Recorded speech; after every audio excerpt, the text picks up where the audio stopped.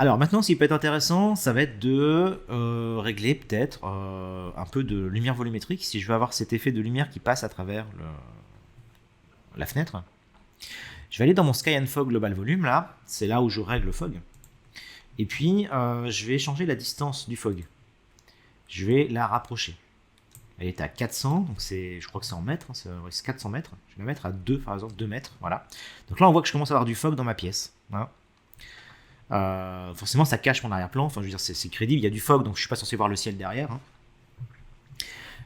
Et puis à partir de là, donc vu qu'il y a du fog dans ma pièce, je dois pouvoir faire en sorte de voir en fait une lumière volumétrique. Alors pour ça, il faut des lumières qui soient temps réel. Si elles sont béquées, ça ne marchera pas. Ou il faut des lumières qui soient mixtes. Je vous montre par exemple dans mes lights, si je crée une nouvelle lumière, donc je vais dans light, je vais créer une spot. Ma spot, elle est là. Je vais mettre ma vue à côté ici. Où est-ce que je suis? Je suis là. Voilà. Donc ma lumière, elle est là. Je la mets ici. Elle est comme ça. Voilà. Donc là, j'ai une lumière qui est temps réel. Ok. Maintenant, je vais augmenter sa puissance. Bah, on voit déjà, voilà. On voit déjà que je vois hein, son cône volumétrique hein, par défaut.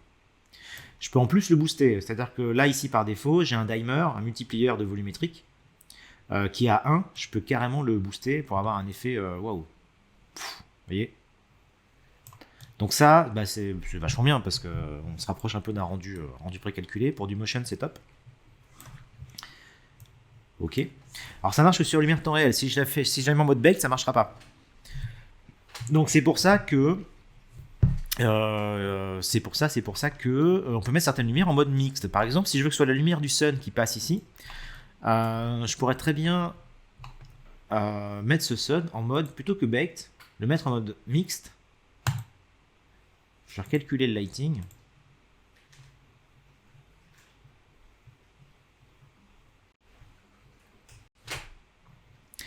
Ok, je vais dans ces paramètres. La volumétrique, je vais l'augmenter. Voilà. Là, je commence à récupérer son faisceau. D'accord? En fait, le fait de le mettre en mode mixte, ça veut dire qu'il va écrire sa lumière dans le light map de ma scène, dans mes objets. Par contre, ces ombres, elles seront en temps réel. Elles ne seront pas inscrites dans la light map. Et ça se voit si jamais je me mets en mode ici d'affichage baked light map. Je vois bien que j'ai pas l'impact de lumière ici d'inscrit sur le sol dans ma light map. Voilà. Par contre, j'ai la contribution de cette lumière. En vrai, j'ai la lumière bleue hein, qui passe, qui est claire. Donc c'est un peu, voilà, c'est un compromis intéressant parce que ça va me permettre aussi, si j'ai un objet qui est, par exemple, temps réel, mettons que le créateur 3 d'object, une sphère, ça c'est mon joueur, je sais pas, c'est un objet qui est censé bouger. Bah, là maintenant, j'ai ma sphère, voilà. Là maintenant, vous voyez, j'ai l'ombre portée en fait de cette sphère sur le sol. Ce qui serait pas le cas si ma lumière était complètement précalculée, j'aurais pas d'ombre portée. Hein. Donc là au moins, voilà, un objet qui bouge peut avoir une ombre portée puisque ma lumière est mixte. Ok, donc ça je vais le mettre là-bas. Voilà, cette lumière là, je peux l'enlever.